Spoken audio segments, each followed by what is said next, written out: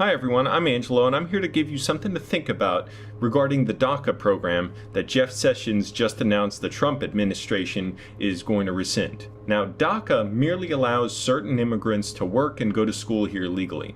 So if you think it's better if unemployment goes up and people have to work illegally if they are to work at all, then why stop with immigrants? You should see people with a job and going to school as bad anywhere. You should go, employment, bad. Oh, a doctor, bad.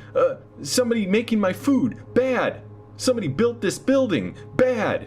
Because if it's a good policy to all of a sudden take jobs and schooling away from 800,000 people, give everybody the benefit of that policy. And if you ever get served at a business or buy something someone else made, you should think, we'd all be better off if no one helped me here or made what I'm buying. Unemployment needs to be higher. That would be consistent with your views on immigrants working and going to school here. Now, if you think higher unemployment is bad, you should reconsider being against DACA and reconsider not giving illegal immigrants more opportunities here. Because there's nothing that makes their work different. DACA recipients don't do different special jobs that harm people that are somehow unique and Americans don't do. They do jobs and run businesses that people buy from just like any other person here. But people have this weird fetish for law as being supreme and unchangeable, as if no one ever made the law or changed it. It just came from the sky like a law of nature. People's lives and families will be destroyed without DACA protections, and American citizens will lose out majorly by losing immigrants who serve us and are our neighbors and friends. You all realize that the fetish for law at all costs is the attitude that Viktor Frankl described in the concentration camp guards where he spent years during World War II in Germany. They would torture and kill people every day, but when there was any kind of movement of prisoners, Frankl says that every single one had to be accounted for. He talked about how if prisoners wanted to trade places, like go to a different bunk or get a different job in a camp, that they could only do it if they traded clothes with their prisoner numbers sewn into them so that the Germans could still check them off their lists. So people today act like we can't stop destroying people's lives by deporting them and outlawing them from working here, then we won't be upholding the law. Do you realize how much like Nazis you all behave? Like good World War II era Germans? You realize along with the law, there is the question of whether something should be the law. And you dumbasses would be arguing that fugitive slaves need to be turned in if there was still a law against them. Well, we gotta follow the law. The president doesn't have the authority to give enslaved people legal status. Congress has to do it. The president's just following the law. Are you for lawlessness? So here's what you should think about. If the law needlessly destroys millions of people's lives, and yes, it's millions since each DACA recipient affects several if not many people's lives, then it shouldn't be law. It's bad law.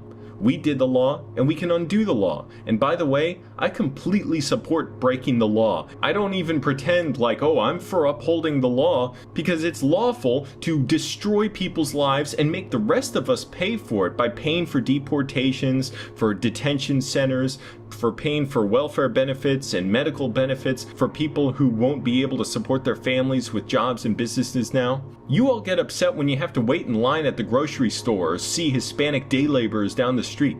You don't like waiting at the airport. Just imagine what DACA recipients and illegal immigrants have to go through to come here.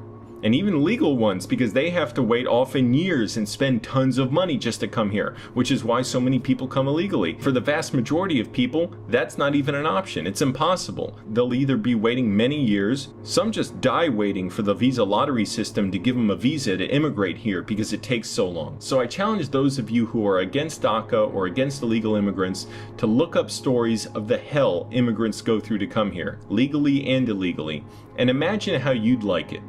Don't be shy and don't be cowards about not doing this basic task. Use the search function in YouTube to look up documentaries about immigrant experiences. I'm even going to link to some in the description below. Now, I challenge you to do this because if you're not a coward and you believe you're right, the facts about immigrant experiences will only serve to bolster your position and prove me wrong. So go ahead and watch them and learn. Just see. I don't even want you to change your minds, and I'm not asking you to. Just see what their experiences are like. You'll be a better anti-immigrant activist if you do. And for those of you who stir up fear by talking about immigrant crime like gang murders and drug sales, I have two questions. One, What does that have to do with the millions of immigrants who don't engage in activities like that? Because the vast majority of them don't and are decent people. And two, what does pointing out the fact that immigrants commit crimes, even heinous ones, have to do with the idea that ruining the lives of millions of others by deportation is a good idea? Are you all really so stupid that you see one brown person and then you see another brown person and think, that's it? That's what connects them. Not whether they're decent people or they do terrible things like murder, but what they look like. How else do you tell them apart? Because I have bad news for you.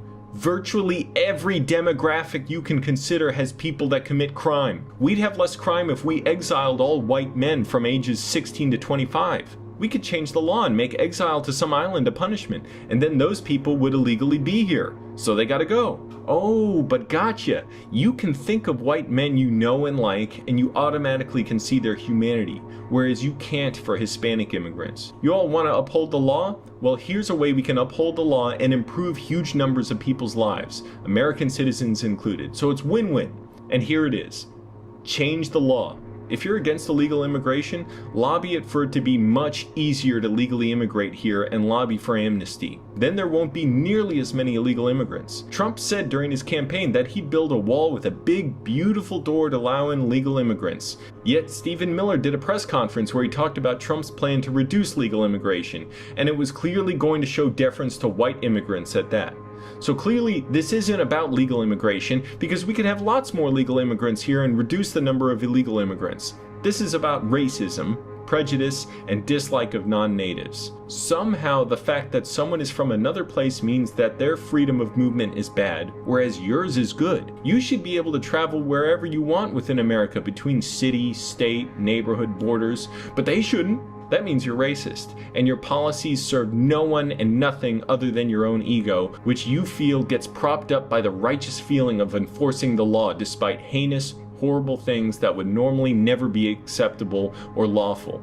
We're doing this to serve your ignorant prejudices and let you feel powerful. And I understand you guys because I used to be just like you. I was for law and order, against illegal immigration. I thought, get with it, immigrants, just follow the law. But then I started to get to know illegal immigrants. They were my customers. I learned Spanish fairly well. I lived with illegal immigrants. They were my coworkers and my neighbors. And I started doing research into why they came here and what they were doing. And I realized how ignorant I was. I actually learned more about the situation. So why don't you just try it and research? After all, if you're right, you're only going to be more informed against illegal immigration and make more compelling arguments against people like me. And you want to show you're better than illegal immigrants, right? That you do things the right way because they have to research how they're going to travel. Because illegal immigrants have to research how they're going to travel, find housing and work, remain here, and take care of their families. So prove you're willing to do things the right way and do your research. So prove you're willing to do things the right way and do your research to show that illegal immigrants are actually in the wrong and that they actually have no business being here. So if you don't want to do the research, it means you're scared and you're a coward. And the people you put down are actually way better people than you.